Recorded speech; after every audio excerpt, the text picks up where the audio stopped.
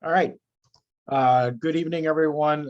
This is the City of Green Bay Ethics Board meeting for Thursday, February 10, 2022. It is 5 o'clock or a little after. We're calling the meeting to order tonight. The agenda has been published and we've got roll call. It appears that we have an agenda, excuse me, we've got a quorum for tonight.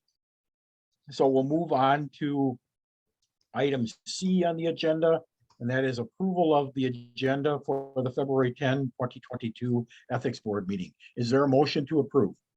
Motion to approve. We have a motion. Is there a second? Second. We have a motion and a second. Any additions or corrections to the current agenda? Hearing none, all in favor of approval signify by saying aye. Aye. Aye. Motion carries. Sorry, any opposed? Motion carries. All right, moving on to approval of the minutes. We have two sets of minutes to approve tonight. The first one is approval of the minutes of the for the December 14th, 2022 Ethics Board meeting that was held on February 3rd, 2022. Those minutes were provided. Any additions or corrections to those minutes? Hearing none, is there a motion to approve? So moved. And I will second that motion. Again, any further questions or discussion regarding the those minutes? Otherwise, all in favor signify by saying aye for approval. Aye. Aye. Clarification. Yes. December 14th to 2022 hasn't happened yet. I'm sorry, that should be 2021. Sorry. Thank you, Alder. I'm just reading, not thinking. Good point. Thank you. So that's the clarification. It is the minutes from December 14th, 2021 that we are approving tonight. Again, with that correction, all in favor signify by saying aye. Aye. Aye. Any opposed? Motion carries. Moving on to item number 2, approval of minutes of the February 3rd, 2022 Ethics Board meeting. And those also were in your packet. Any additions or corrections to that set of minutes? Hearing none, is there a motion to approve? Motion to approve. And Second. I will second that one as well. So again, any further discussion or questions? Hearing none, all in favor of approval of the minutes of the February 3, 2022 Ethics Board meeting signify by saying aye. Aye. Aye. Aye. Aye. Any opposed? Motion carries. All right, since the issues before this board came up at the December board meeting and I recused myself, I will step aside and turn this over to Commissioner Weinshank to take over and run the meeting from this point forward. Thank you all very much and have a good evening. Thanks, Bill. Alder Galvin, do you want to talk about recusal right away, or? Sure, let's get that Okay. out of the way. Okay. Yes, after, obviously, since I'm the focus, one of the focuses of this complaint, I don't think it would be proper for me to be sitting in judgment of myself and anyone else that's involved with this. So I'm officially recusing myself. Okay, just for the record, then Bill Van de Castle has recused himself. Alder Galvin, that leaves Cheryl, Janet, and Aaron, which we still have a quorum. We're moving on to item E on the agenda, which is regular business, and just one kind of thought on a way forward. One of the things we could do is we could have a motion to suspend the rules so that we could handle all of these simultaneously rather than taking up each item, going into closed session, deliberating, coming back, taking up the next item. So it might be a more streamlined process given the fact that all of the complaints are citing the same sections of the code, the facts are the same, the jurisdiction is the same. So the law department tells me that would require a 2/3 vote. So we could take a we could have a motion, a second, and a vote, and then we would be able to take all of the items up without going back and forth between deliberations and open session and taking up a lot of time. So that's a question for the board before we dive into the items there. We would need to move second and then discuss, correct? Yep.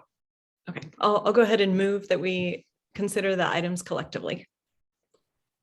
I'll second that. And all in favor, signal by saying aye. Well, do we Aye. want to? Is there any discussion? I think you need to vote on it before you can discuss, I think. Mm-mm. No? I think it's discussed after the second, right? Okay. I see some of the alders shaking their heads, right? I don't have to be vice chair of this committee very frequently. In fact, I don't think I've ever had to be vice chair. It is so exceptionally rare. So hence my my limited experience with Robert's rules. So any discussion, reaction to that idea? Is this a recommendation from law that the issues are so similar that we could really discuss them all together? Or do we think are the answers different enough that they should be handled separately in the responses? So the underlying facts are essentially that the council voted not to go into closed session. And then the questions of jurisdiction are going to be based on the same, like Chair Weinschenk said, the same provisions of the Code of Conduct. So my position is that they are similar enough that they can be taken up together at this stage for the purpose of resolving the jurisdictional question. If it proceeds to an evidentiary hearing, obviously we would need to consider each of those individually.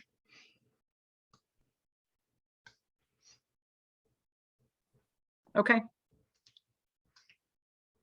I think it'll make the process easier. It will save us Mhm. time, right? Rather than having to keep going back and forth. I think I would be in favor of it. okay.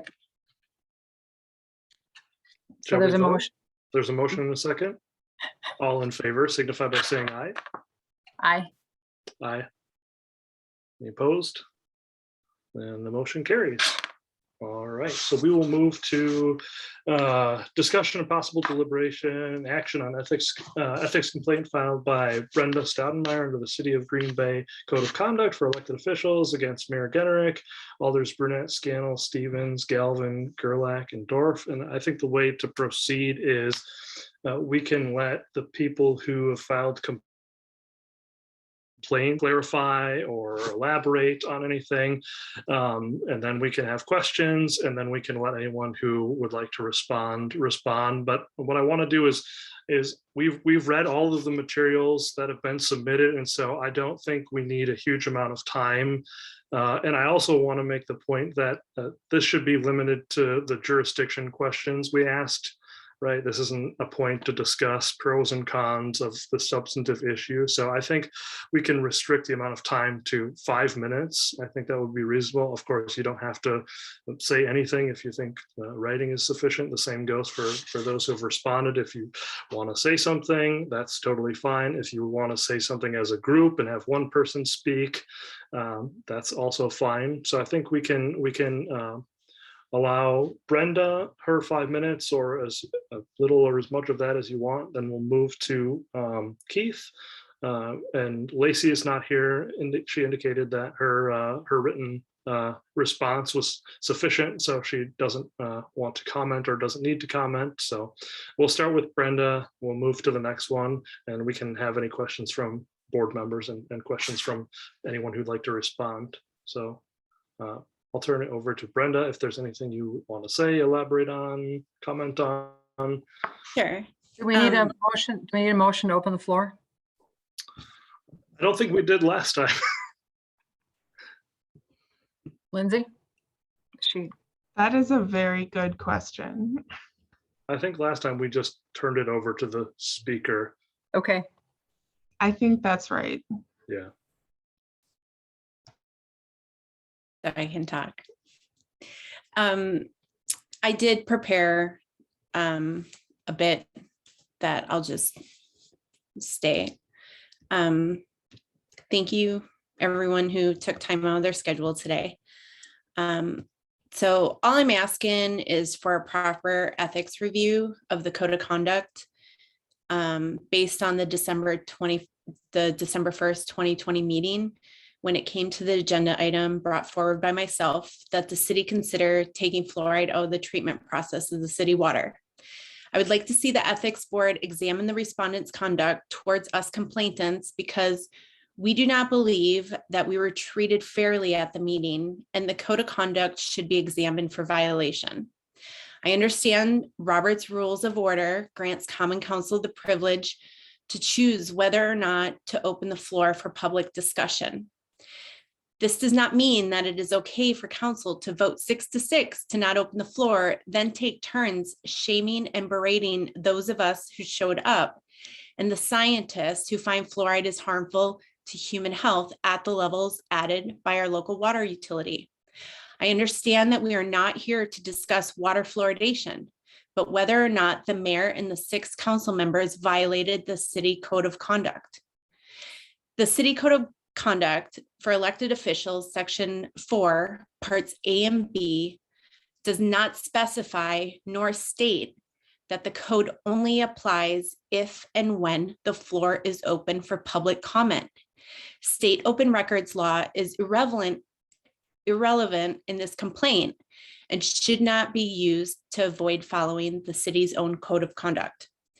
The code of conduct is a local provision that governs the conduct of councilors, and irrespective of any state law, because it is the elected officials' own rules of conduct for the treatment of citizens during meetings.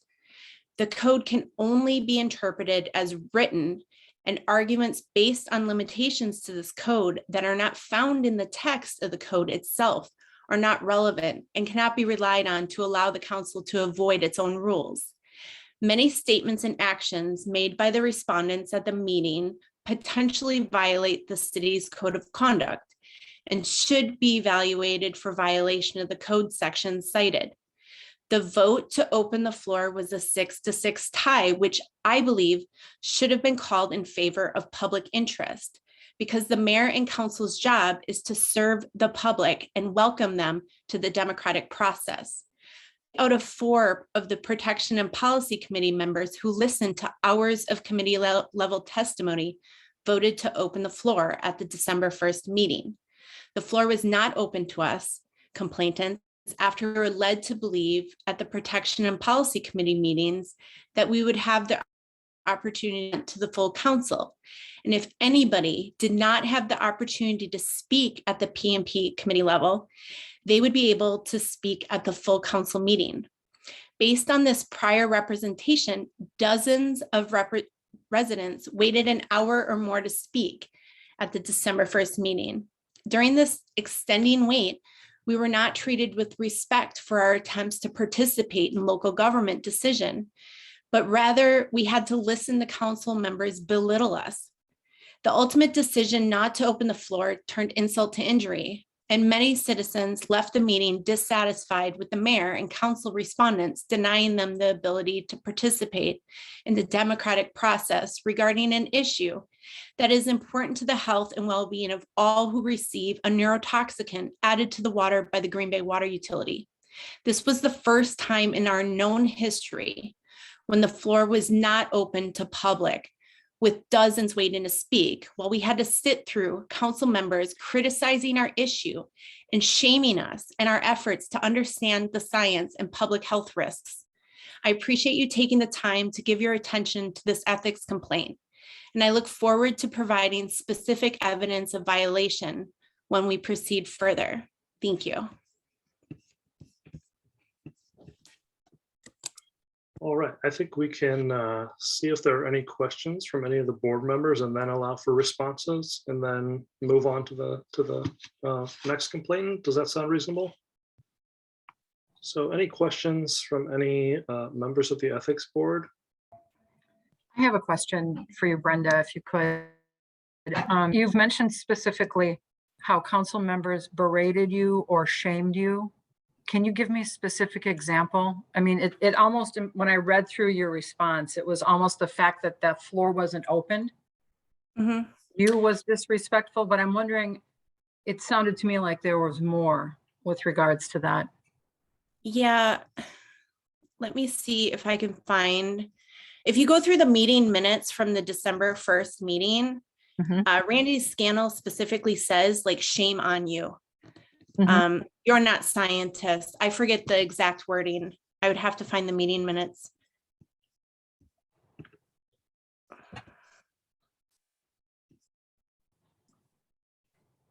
Sorry, I wasn't prepared to pull out evidence yet. Was that you remember, was that the only example? That was a big one.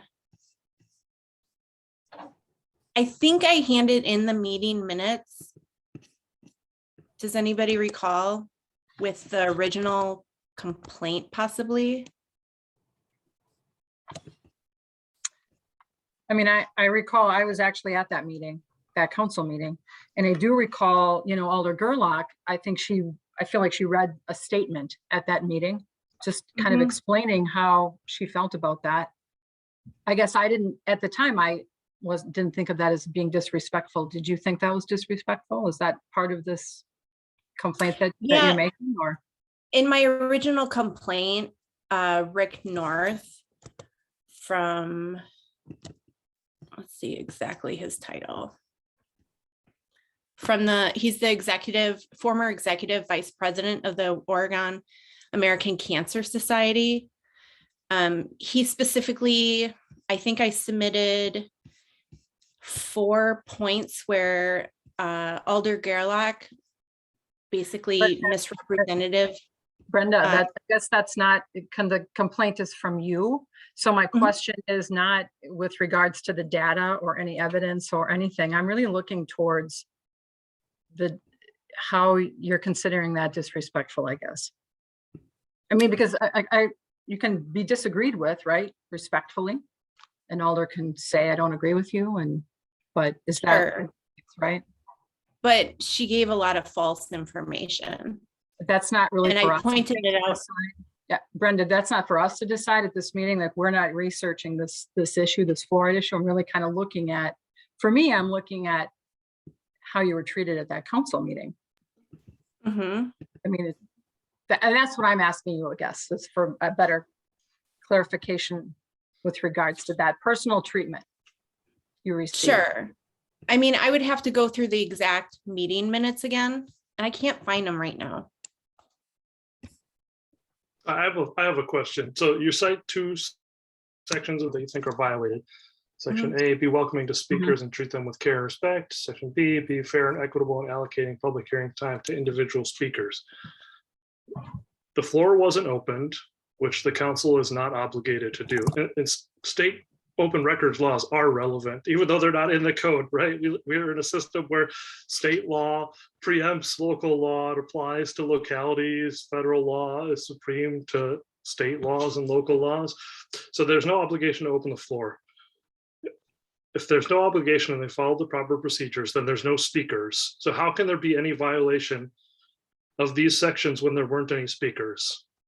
If the floor is not open, there are no speakers. If you're sitting in the audience, you're a potential speaker, right? You haven't been recognized. So how can there be violations of sections of code when?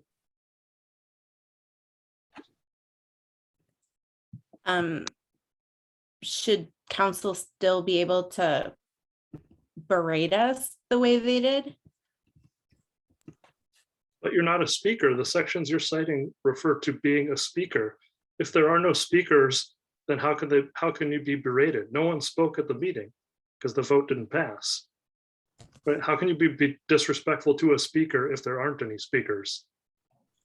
So you're saying it's okay to be disrespectful then to citizens who showed up to speak and you didn't? I'm not saying anything about disrespect. I'm asking if these sections are about speakers and the floor wasn't open to speakers, how are they relevant?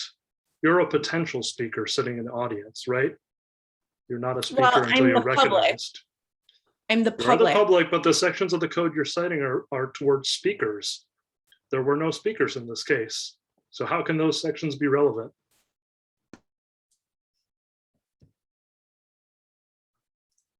So the start of section 4 under in public meetings, the first line says, make the public feel welcome is an important part of the democratic process. No signs of partiality, prejudice, or disrespect should be evident on the part of the individual council members towards an individual participating in a public forum. Every effort should be made to be fair and impartial in listening to public testimony. The council members are expected to demonstrate both publicly and privately their honesty and integrity, and to be an example of appropriate and ethical conduct. All council members should convey to their public their respect and appreciation for the public's participation, input, and opinions.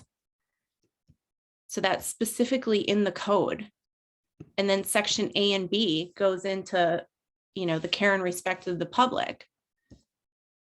Your complaint only cites sections A and B first, right? You cite violations of section A and B. Yeah, but isn't I don't know what it's called, the first paragraph in that section in public meetings included in section 4? You didn't cite a violation of that in your complaint. You cited 2 specific provisions, right? But in public meetings should be included in that as well. Section 4. So do you think that if the council votes no on some policy that I really like, they've disrespected me by voting no? No, but then if they go into saying how shame on you for showing up to bring this, shame on you for bringing this issue to us, and shame on you scientists that are saying fluoride is harmful, is that respectful for council? I mean,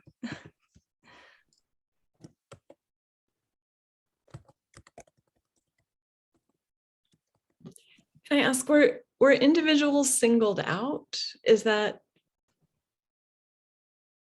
Was it that the issue, you feel that the issue is belittled, or you felt like individuals were singled out, even though they weren't speakers, but they were present? I mean, I felt very singled out because I was the one that brought this issue forward. So when someone says shame on you for bringing this issue forward to us, I mean, I would think they're talking about me. That's how I would interpret it.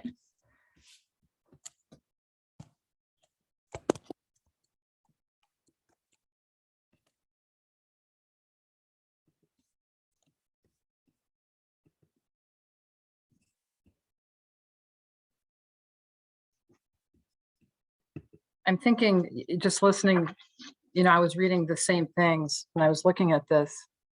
The fact that the floor wasn't open, so technically there really weren't any speakers. Do the council members have the right to voice their opinions on the floor? I can understand, I guess, Brenda, how you're feeling like you come to this meeting and with an expectation to speak, but it really isn't. There's no right for you to speak at a council meeting unless the council determines the floor is open. So that's where I'm struggling with the complaint that you've submitted, in that the floor wasn't opened for you to speak, which is the council's ability to do that. I'm trying to find specific citations. You've brought the shame on you comment up. I don't think it was given to you by name. I think he was, I can't say to what the elder was saying, why he said that, but I'm trying to find the specifics that would bring this and have us look at this as an ethics complaint off of what you've submitted to us. And I see a lot of documentation on fluoride in your paperwork, but I guess that's what my struggle is with it a little bit, but I don't have any further questions for you, Brenda. I don't know if Janet or Aaron, if you do. I have one more, just I'm a little concerned about like the expectation that you were going to be able to speak. You said the Protection and Policy Committee meetings led you to the expectation that the floor would be opened. Can you explain how that would be? I'm not sure that's a promise or an expectation that should have been set up in advance of a meeting. So I just have a little bit of concern because I think that expectation might have colored the context of the meeting. Sure. We had multiple meetings at the Protection and Policy Committee level, and I don't know if it was every single meeting. Pretty much, I believe, is Mark Stoyer still on this call? Can he answer to this at all? Because, whenever people spoke, it was really stressed that, if you forgot to make a point, or if you forgot to provide us with some information, or if you didn't get a chance to speak, you will be able to speak at the council meeting when it goes to full council, because that's the meeting that it really matters. That's where the final vote is going to happen.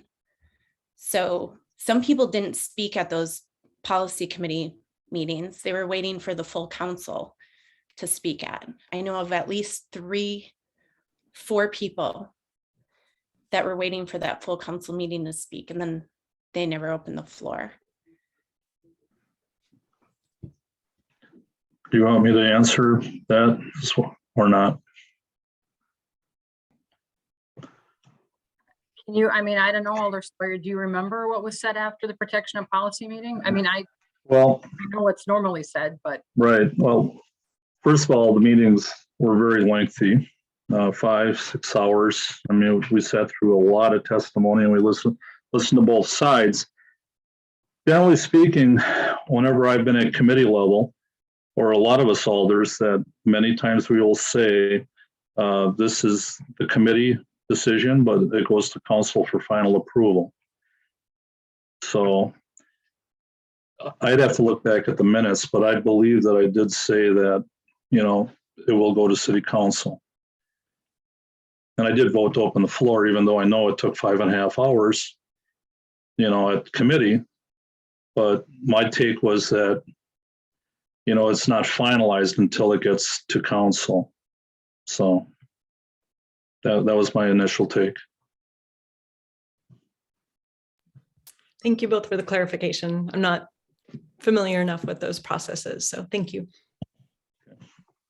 Okay, I think if there's just then, if anyone who is a respondent would like any time, I think in the spirit of fairness, we could give 5 minutes to any person. I know we got lots of information from many of the alders, which we were able to read, which were part of our agenda packet, but just want to make sure that we're equitable. So if anybody wants to speak for up to 5 minutes or respond to anything, clarify anything you wrote about, or if somebody wants to. Lindsay's raising her hand. Keith. And I don't want to speak. Did you want to talk to Keith first? Yeah, I didn't know if we should do questions or if we should do both of the. I think it makes Complaints more first. sense to go to Keith Okay. and then give all the alders Okay. and everybody their chance to respond all together. Okay, that works. Then we will give Keith 5 It's up to the minutes. committee though, so you Yeah. 3 can decide. Does that work for the rest of the ethics board? Let Keith have 5 minutes or however No, much? I think that's fine. I was Okay. just jumping in. I was just jumping in to basically say I don't have like a big statement of running through 5 minutes here. I didn't prepare to say yet another statement. It's like I feel like I put a lot of work into the last statement that was written. So if you want to hear what I have to say, please reread that statement. I don't know. I wasn't sure what to expect at this meeting even. I was just here to answer questions if anybody's got them and to see what you guys say. I could try to reiterate key points of, what my statement was, but that's all there is to it. It's like I've said what I feel like needs to be said. If people want to listen, if they want to hear that message, it's there, black and white for you to read it. And it's to me, it's just a core ethical issue. I feel like everybody is focused on legalese, where you can't see the forest for the trees, where where it seems kind of clear that the motivation for that would likely be just, we don't want to deal with this, please go away. Like if jurisdiction, it's like, is it our jurisdiction to deal with this? Can we read the letter of the law in a way that'll make it so we don't have to deal with it? That's kind of what it seems like, because you could read it in a way where, yeah, you could deal with it. You could if you wanted to. There is plenty of underlying ethical issues there to deal with. The number one being the fluoridation issue itself. That's the only reason I even care about any of this. I don't actually honestly care that much about like people having opinions that disagree with me or any of that stuff. It's like, I get that that's what we're sort of focusing on here, of like, it was mismanaged, it was mishandled. Yeah, it was mishandled in a lot of ways. I feel like people aren't getting the core points being made, and then aren't listening to, if you want to like get into the subject, they didn't really listen to the people that they needed to listen to, that were there to speak, and we're trying to communicate with them. Those are just what I'm thinking. It's just for your consideration. Whatever you guys want to do, it's like, you're the government, you can do it. That's the position we're in here. So we're just voicing our opinion of what we think is true and what we think is right. Thanks, Keith. Any questions there from the ethics board? Just on one clarification, the reason why we have to think about jurisdiction issues is it could be a real liability for us to start doing things that are not. We can only do things that are in the ethics code, right? I think people often think, I think this thing is not ethical, therefore I should go to the ethics board. Right, we only have certain things we can do. Like I could think somebody is dishonest or doesn't have integrity, or or something is not ethical, right? But the ethics board doesn't have the power to take up everything that everyone thinks is unethical. So we do have to look at what's actually in the code, so that we don't charge ahead working on something that we really don't have any authority over. So that's why we take great care to think about like how the complaint actually corresponds to the code. I mean, it's fine. My point was that it could be easily enough read in a way where, okay, let's open this up to thinking about it and dealing with it. You could do that, and I feel like I elaborated on that enough in the written statement. So that's up to you guys how you deal with that. Keith, I read through your statement, and I'll be honest with you, one thing that concerned me a little bit was the fact that in your statement, you say the intended purpose of my complaint is to state that the council members have mishandled the fluoridation issue first and foremost with the subject itself. And then you have secondly in the way they dealt with the people involved. Ethics complaints are big deals. Like when you make an ethics complaint against someone, look, this whole board takes that very seriously, because you're really making a judgment call on someone. And when I read this, I think to myself, if the issue is fluoridation, is this issue about how the council did not vote in favor of the issues you wanted them to at the fluoridation level? So you're falling back on, you know what I mean? Like okay, angle two. Like I would hope your primary purpose for coming to the ethics commission is with regards to the treatment that you believe was unethical, not so much the mishandling of fluoridation issues. You know what I'm saying? Like this is. For me, it's both. I think Brenda is focusing on maybe a little more than me on that portion of it. Mm-hmm. For me, the only reason I care about this is because I think that people are being ethically violated by the government, that it's inherently morally wrong to violate the body of an unwilling participant, as is said in the Nuremberg Code and other bioethics laws, things like that. That is the key thing that I care about. But I also would say then that it was mishandled, and it was mishandled in how they dealt with that issue, particularly also people. I mean, it's both. But the only reason I care about how they dealt with the people is because of the issue. Was it mishandled because they didn't open the floor? Is that your thought? That's one of the ways in which you could be argued that it was mishandled. Okay.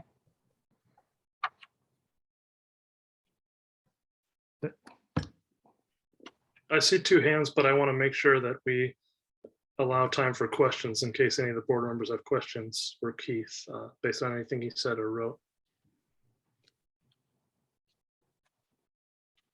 I think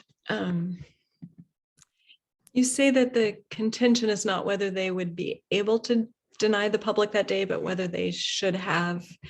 And I guess I'm not sure if this is a question for you or just a question in general, whether or not we jurisdictionally can determine whether the floor should have been open to the public that day by the council. So I don't know. That's just a question I have hanging out there. I mean, my primary answer to that is simply that ethics itself is about what should or should not be. You know, whether someone can or cannot do something is entirely secondary. So it's you know, people are allowed all kinds of stuff. There's a lot of suffering and death in the world. People are allowed free will, but like, should they do this or that? That's what ethics is. But that then applies to the council members as well, right? And the decisions that they make. I'm just saying, at the core, that's what ethics is judging what should or should not be, what is right or wrong. And again, you know, the whole reason I care about any of it is because I think that that's what this issue is. It's fundamentally an ethical issue. Secondarily, it's also hurting people. It's doing a bunch, you know, you can argue it on all these different angles, but. I have no more questions. Okay, I think we should give time in case any of the respondents would like to use 5 minutes. And again, you could do it individually. You could not say anything at all if you have nothing further to say. You can have, if there's somebody who wants to speak on behalf of other people, that would be acceptable as well. And there's lots of you on my screen, so just throw a hand up and I'll try to remember the order. Alder Dorf, I think I saw your hand first. Thank you.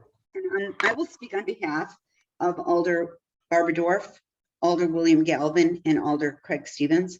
And I'm simply going to read the first 2 paragraphs of my statement. I won't read the full 2 pages, but I do want to at least have on the record what we are contending. The City of Green Bay Municipal Code 2-27 gives authority to Robert's Rules of Order to govern City Council in all cases in which they are applicable. Robert's Rules of Order clearly grants the Common Council the prerogative to choose whether or not to open the floor for public discussion. The vote not to open the floor was taken in public and reported accurately. Wisconsin open meeting law does not require a governmental body to allow members of the public to speak or actively participate in an open session meeting. The law only grants citizens the right to attend and observe open meetings. The Ethics Board has no authority to hear this case. Since no public discussion actually took place, no member of council can be found, quote, disrespectful or, quote, unwelcoming to the public. This complaint has no merit on its face. Perhaps later on, if needed, I will cite the parts of the law and Robert's rules, but in the interest of time, I won't do that right now. And Alder Galvin, Alder Stevens, is there anything more you want me to say? Thank you. Alder Gerlach.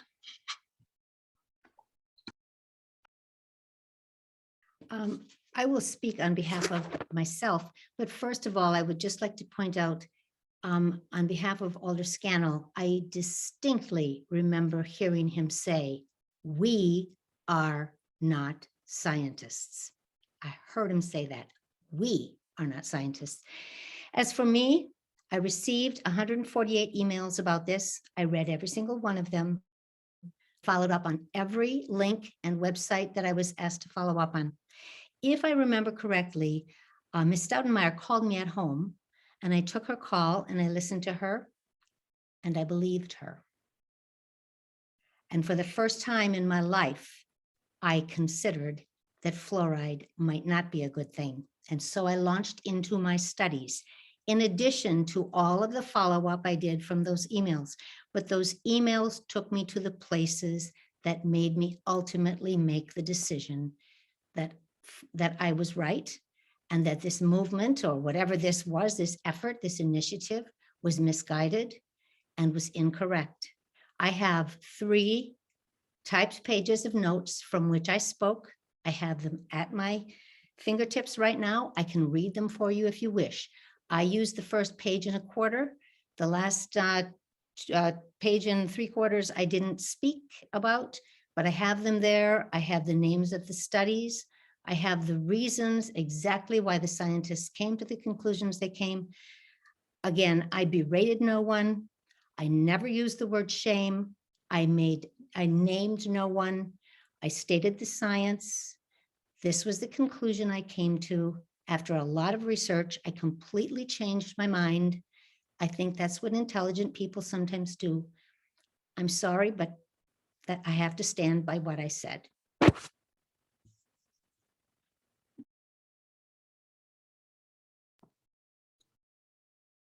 Brunette? Yes, thank you, Chairman. I remember one of the previous agendas, the packet had a statement that I issued on Facebook the day after I voted not to open the floor. And I don't recall seeing it as part of the agenda packet for this meeting. Maybe I simply overlooked it. So I'm just simply going to read that. It won't take nearly the 5-minute limit, but whether my actions on voting not to open the floor violates any ethics, code of ethics or code of conduct violation, that's up for the ethics board to decide. But I at least want to give you my perspective that I felt the day after I took that vote, which is the same feelings I have today, which is over a year later. I wrote on December 2nd, 2020, serving in public office means taking tough votes on important issues. Last night, the Common Council voted on water fluoridation after several months of hour-long committee meetings and over 2,000 pages of documents provided by the public. Although I stand by my final vote on that issue, it was the vote prior to that decision that I regret. As with all important topics, I believe the public has every right to be heard during open government meetings when decisions are made which affect their lives. Transparency and openness are values I expect to be exhibited consistently in local government. In other words, I hold myself to a high ethical standard and will forever believe this government belongs to, quote, we the people, end quote, all the people. The Common Council voted to not open the floor for public comment. I recommended this position and voted accordingly. I felt that after hours upon hours of public testimony at the committee level, as well as the few thousand pages of documents both sides of the issue provided, all sides of the argument were presented well. What I failed to fully consider is that there were people who had not yet spoken on the issue waiting in the Zoom waiting room to be heard. If you were one of those people, I do apologize for not voting to open the floor to hear your opinions. It is something I don't believe I have ever done while in public office, nor is it something I will ever do again, or I should say, nor is it something I will do again.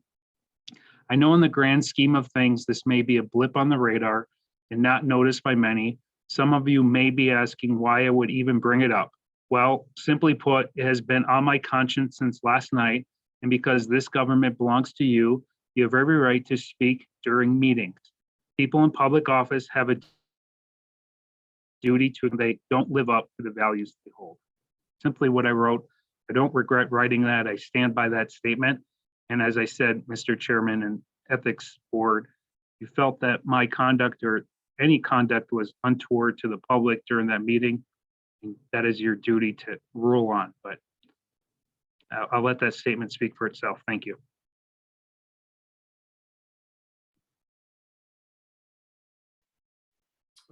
Alder Scannell, yep, go ahead. Okay, thank you. Well, I think that, you you are bound to follow the code and you're bound to follow the complaint. And I feel that what is happening now is the complaint is somewhat being shifted, that they're trying to, they stated what the ethics violation was, but now they can't support that. So they're trying to massage it and change it to something else and present it without any evidence. I mean, if it's comments we made, that's what the complaint should have stated, and it should have those comments. I mean, to be quite honest, I have a vague recollection of what all I said and why I said it. I don't remember exactly. I'm not really prepared to talk about it much. I mean, if you have questions for me, I can answer to the best of my ability. But it seems like they have not proven the complaint they filed.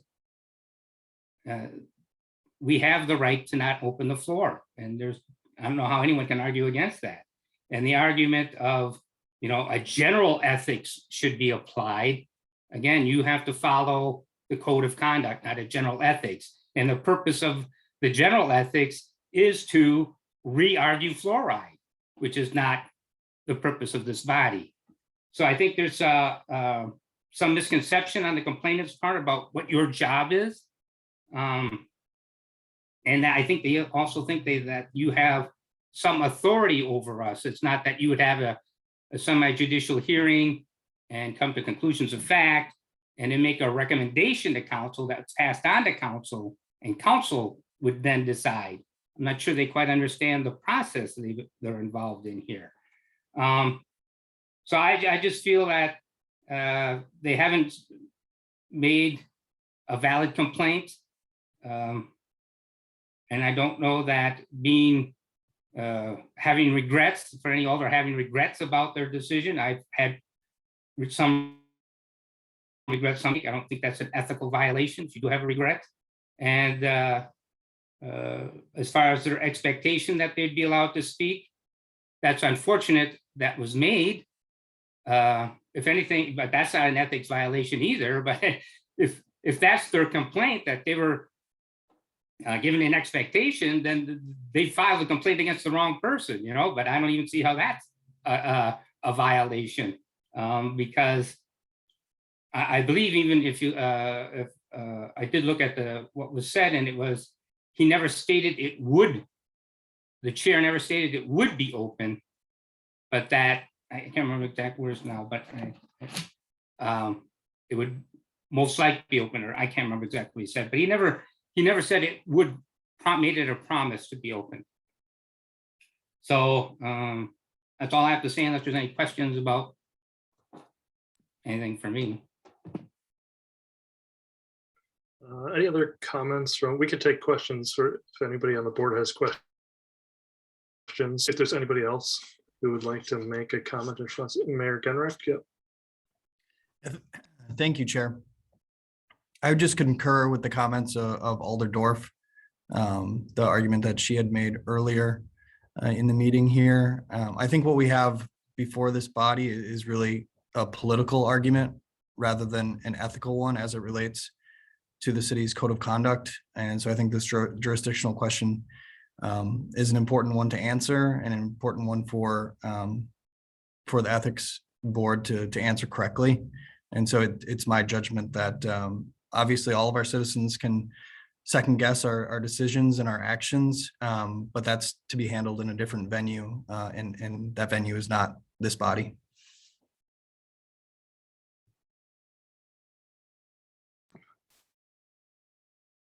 Okay, any other comments? Otherwise, we can have questions from the ethics board for any of the people who spoke.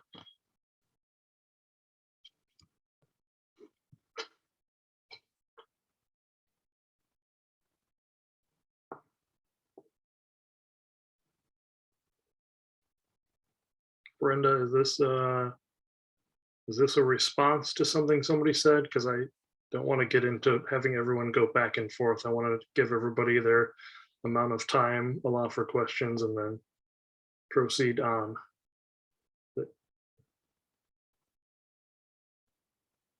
No other questions for anybody? Okay, and I think I mentioned this already, but Lacey, which is the third item on our agenda, is not going to be here, so didn't want to make any verbal response, just thought the writing was sufficient. I think what we can do now is move to deliberation if there are no additional questions. What we usually do is go into closed session, deliberate, and then come back, move to open session and summarize our discussions. And so I guess to do that, we would need a motion, a second, and a vote. And I'm willing to make the motion to go into closed session. Second. Do we need discussion, Lindsay? If there is any, you can have Any discussion. discussion? I just had a quick question. Would the closed session involve all alders that we wouldn't be allowed in? The alders who are respondents would not be allowed in.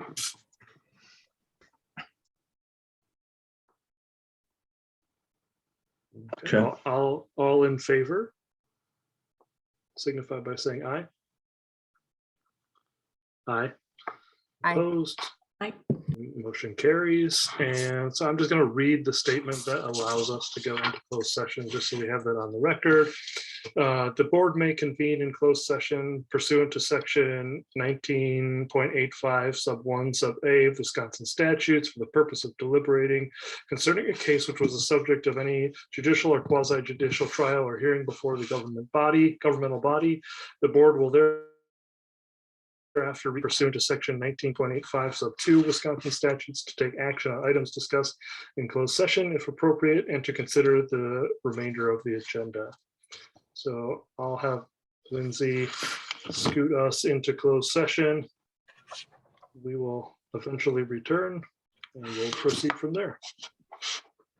Okay, so just to go over how this works for those who haven't been through it, I'm going to put everybody in a waiting room, except for the board members and myself and any of the alders who are here that are not respondents who may want to stay, and Attorney Bungert as well. You are free to remain in the waiting room as the board will most likely be returning after deliberations, depending on, I mean, they will return to open session. There may or may not be a decision prepared at that time, but they will likely take some sort of action when we come back. So I'm going to put you all in the waiting room. Go ahead.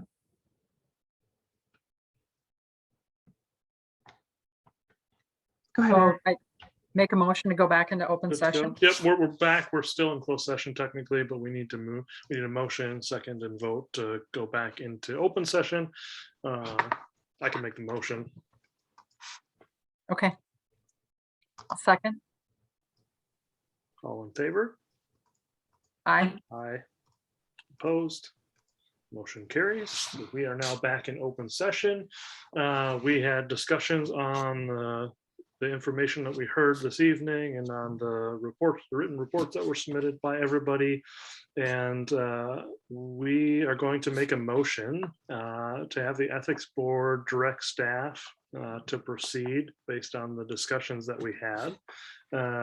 And we will plan to return at the next meeting, at the next ethics meeting, with findings and conclusions based on our discussions. It will be February 24th at 5 p.m. So we need a motion to have staff proceed as directed.